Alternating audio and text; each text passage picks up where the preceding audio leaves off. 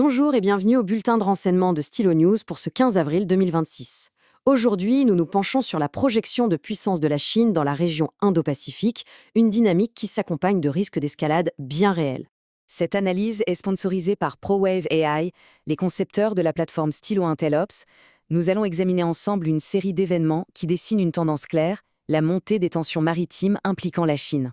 Pour bien comprendre la situation, notre analyse se déroulera en 3 temps. D'abord, les actions menées par la Chine. Ensuite, la réaction des acteurs régionaux. Et enfin, nous nous projetterons sur les perspectives à court terme. Ce qui ressort de manière frappante des derniers rapports de renseignement, c'est un schéma de pression constant et qui va crescendo de la part de la Chine dans les territoires maritimes contestés. Cette pression s'opère dans ce que l'on appelle la zone grise.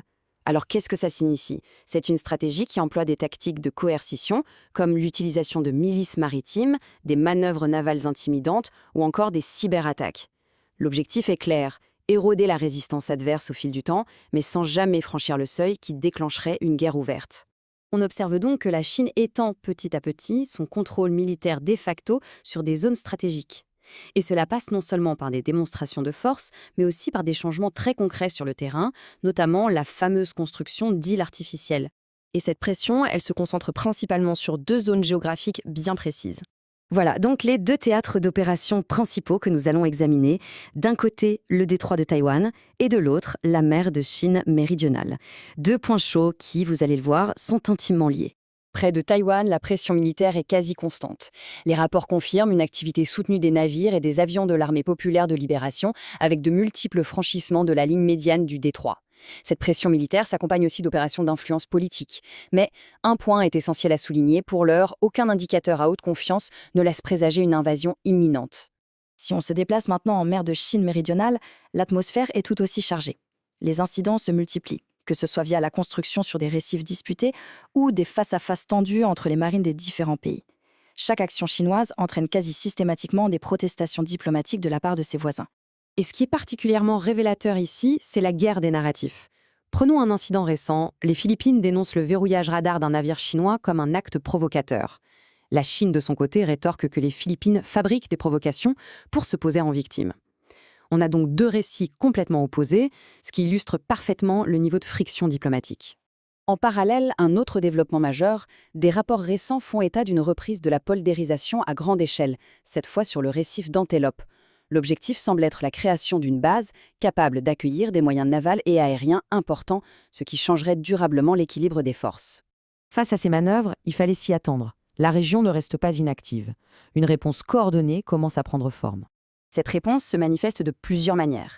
D'abord, on voit un resserrement des alliances existantes. Les Philippines, par exemple, approfondissent leurs liens de défense avec Washington et Tokyo.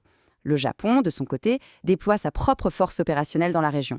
L'Inde entre aussi dans le jeu en exportant des missiles pour renforcer les capacités défensives des pays d'Asie du Sud-Est. Et bien sûr, les États-Unis réinvestissent leurs bases aériennes du Pacifique et multiplient les opérations navales.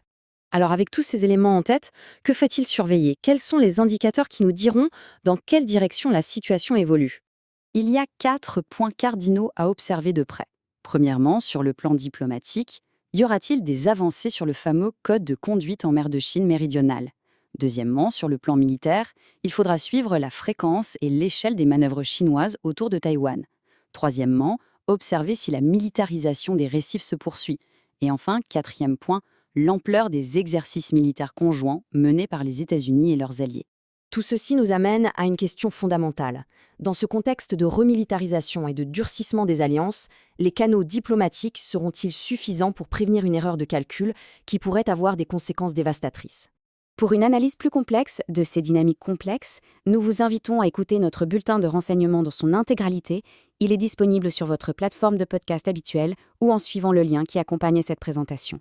Merci de votre attention. Pour accéder à une information à la demande alimentée par l'intelligence artificielle, n'hésitez pas à visiter stylonews.com.